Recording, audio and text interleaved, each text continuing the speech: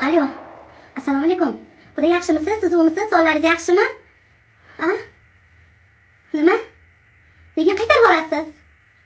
Nimaga qaytarib borasiz? Yo'qmadi mebelaring? Pardalarni voy nimaga bunaqa qildingiz? Men sizga kelganingizda aytgan edim-ku.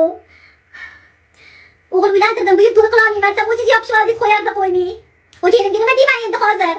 Hamma narsani jo'natib oldingiz ortaga. Voy nima qilaman endi sharmanda bo'ldim-ku. Menga qanaqa badala beruvdingiz? Badalaringiz izidan chiqdimi? Bilganimda bermasdim sizga. Voy. Alo, adasi, nega olmaysiz? Nega telefon olmaysiz? Voy boshimizga ish tushdi. Xudo hamma narsalarni qaytarib olibdi. Ginangizdan, mebelingizni, pardalaringizni ham yechib jo'natib olibdi, yoqmabdi. Ha. Hammasini jo'natib oldik uyingizdan, omar eshigingizni tagidan deb baqirib qo'yib qo'ydi Xudo hozir. To'yga bo'luvmidingiz adasi hammani?